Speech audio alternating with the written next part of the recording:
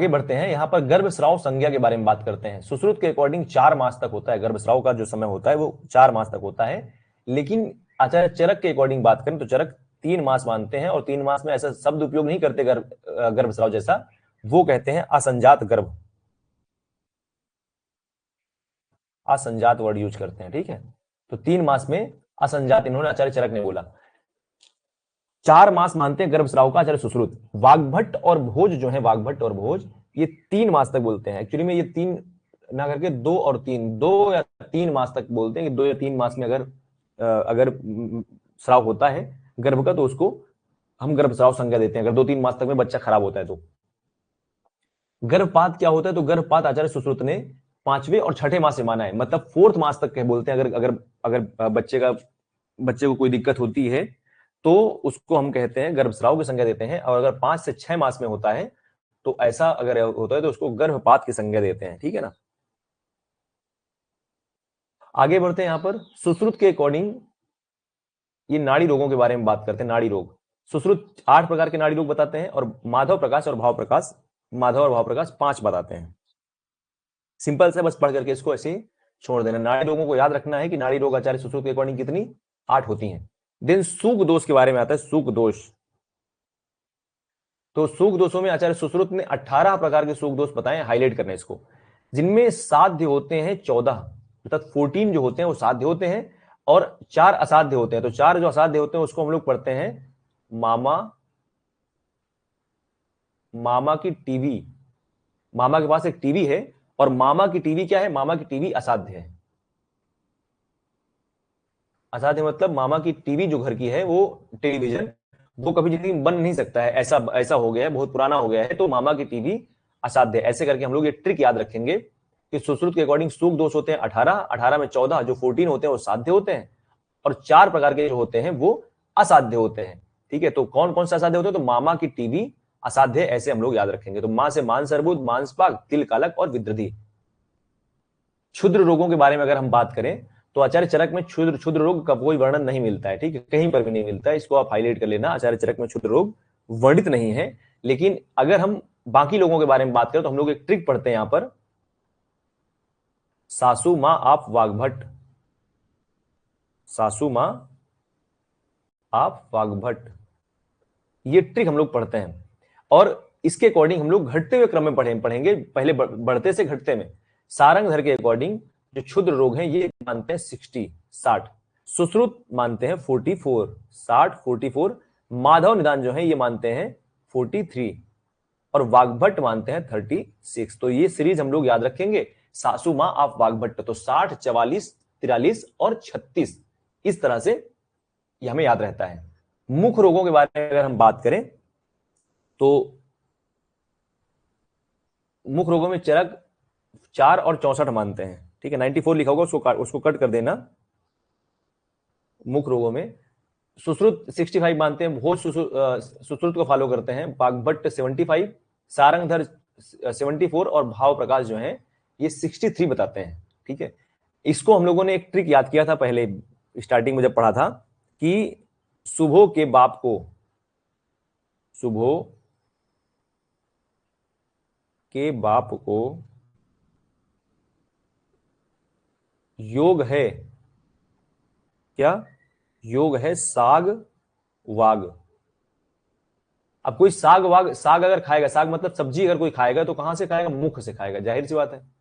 तो ये यहां से आपको सब्जी से मुख को पकड़ना है, तो हम इसको याद करते हैं, सुबहो के बाप को योग है साग और वाग। तो ये जो सुबह से क्या हो जाएगा, सुश्रुत और भोज, सुश्रुत और भोज 65 प्रकार के मानते हैं मुख रोगों को। ठीक है, बाप अर्थात भाव प्रकाश और योग रत्नाकर जो हैं ये मानते हैं 67। साग मतलब सारंगधर, सारंगधर मानते हैं यहाँ पे 74, और वाग मतलब वाग्भट मानते हैं 75। तो हमने ट्रिक पढ़ी, सुबह के बाप को योग है साग वाग। ठीक है, तो सुबह मतलब सुश्रुत और भोज 65, बाप को योग मतलब भाव प्रकाश और योग रत्नाकर 67, साग मतलब सारंगधर 74, और वाग मतलब वाग्भट 75। इस तरह से हम लोग इसको देखते हैं। आगे फिर यहां पर कर्ण रोगों के बारे में आता है, जिसको कि अभी हमने जस्ट कुछ दिन पहले ही पढ़ा, 2-3 दिन पहले। कर्ण रोगों में आता है कि चल सर्वा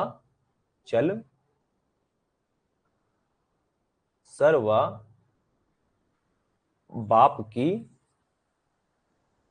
सुन। चल सर्व मतलब सर्वा बाप की सुन। तो चल से हो जाएगा चरक, आचार्य चरक के अकॉर्डिंग, सर से हो जाएगा सारंगधर, वा से हो जाएगा वाग्भट और बाप से हो जाएगा भाव प्रकाश। ठीक है, और सुन यहां पे आ जाएगा। सुन से क्या मतलब है? सुन से मतलब कर्ण रोग, कर्ण कान से सुन, तो कर्ण रोगों से संबंधित यहां पर बात होगी अब। ठीक है, तो चल यहां पे जो लिखते हैं आचार्य चरक के अकॉर्डिंग 4 प्रकार का होता है कर्ण रोग। जो सारंगधर है इनके अकॉर्डिंग जो होता है यहां पे आचार्य सारंगधर बोलते हैं 18 प्रकार का, और वाग्भट 25 और भाव प्रकाश या सुश्रुत जो होता है ये 28 मानते हैं। तो इस तरह से हम लोग इसको याद करते हैं। तो बाप आगे जो सुन है, सुन से सुश्रुत भी हो जाएगा, ये सुन से सुश्रुत भी हो जाएगा, और जो पूरा सुन मिलाएंगे तो ये कर्ण रोग हो जाएगा। सुनना कहां से? कान से। तो आगे बाप और सुन अर्थात भाव प्रकाश और सुश्रुत, इसके अलावा जो भी होंगे 28 मानेंगे। तो चरक में 4 माना, सारंगधर ने 18 माना, वाग्भट ने 25 और 28 आचार्य भाव प्रकाश और सुश्रुत मानते हैं। दिन आगे यहां पर नासा रोग के बारे में आता है, नासा रोग वर्णन। नासा रोगों में हम लोगों ने पढ़ा था चबा, सुयोग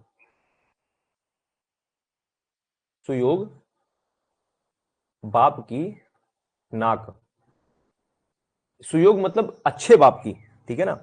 चबा सुयोग बाप की नाक, ये हम लोग चा से अलग हो, चा अलग हो जाएगा, चा बा अलग हो जाएगा, वाग्भट हो जाएगा, और सुयोग मतलब सुश्रुत, योग रत्नाकर और भाव प्रकाश,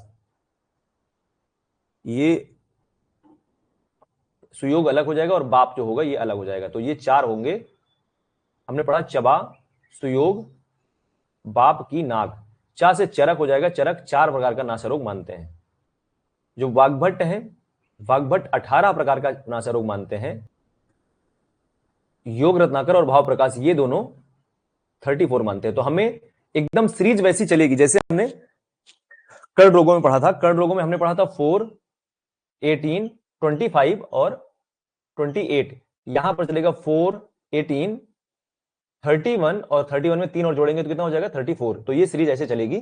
तो हमने पढ़ा चा, चबा, सुयोग मतलब चरक, वाग्भट और सुश्रुत, योग बाप दोनों, योग रत्नाकर और भाव प्रकाश दोनों सेम मानते हैं 34। तो ये हमें ऐसे याद रखना है। नेत्र रोगों के बारे में बात करें तो नेत्र रोगों में हमने ट्रिक पढ़ी थी, चरक समावा, चरक समावा आंखों में। चरक कहां समा गया? तो आंखों में समा गया। तो चरक समावा आंखों में। तो चरक जो है ये 4 और 96 मानते हैं। ठीक है, सुश्रुत सा से सुश्रुत हो जाएगा और सुश्रुत मानते हैं 76। मां से यहां पे माधव निदान आ जाएगा, माधव निदान बोलते हैं 78। वा से हो जाएगा वाग्भट और वाग्भट बोलते हैं 94।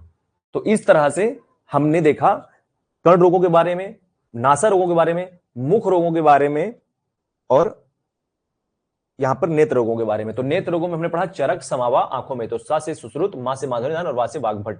इस तरह से हमने पढ़ा। आचार्य चरक ने 4 एंड 96 माना, 76 से सुश्रुत ने माना, माधव ने 78 माना, वाग्भट ने 94 बोला है। नेत्र मंडल की बात करें तो हमने जब उत्तर तंत्र पढ़ा स्टार्ट किया था तो वहां पर हमने बताया था एमएसपी मंडल, संधि और पटल। तो एमएसपी हमने पढ़ा था 5 पंच सट सड़ेउचा। तो मंडल 5 होते हैं, संधि 6 होती हैं और पटले 6 होती हैं। तो नेत्र मंडल की बात करते हैं, नेत्र मंडल आचार्य सुश्रुत के अकॉर्डिंग 5 होती हैं। हमने इसको याद करने के लिए आपको ट्रिक बताया था, पीवी सकृत करके, पीवी सकृत। वहां पर आप उत्तर तंत्र में जाना, सुश्रुत संहिता में जहां पे हम लोगों ने स्टार्ट किया था अभी 2 दिन पहले ही, वहां पर इसको पढ़िए कि क्या है। ठीक है ना, पक्ष वर्तम और ये सारी चीजें है ना, शुक्ल भाग जो होता है, कृष्ण भाग जो होता है, और दृष्टि, 5 मंडल में डिवाइड होता है। और वाग्भट ने केवल 4 प्रकार का मंडल माना है। बहुत इंपॉर्टेंट है ये लाइन, सबसे महत्वपूर्ण लाइन है। ठीक है, आचार्य चरक के अकॉर्डिंग हृदय रोग जो होते हैं, ये आचार्य चरक के अकॉर्डिंग हृदय रोग 5 प्रकार के, स्टार्टिंग में हमने पढ़ा था इसको, और सुश्रुत ने 4 ही माने हैं क्योंकि सनिपातिक नहीं माना है।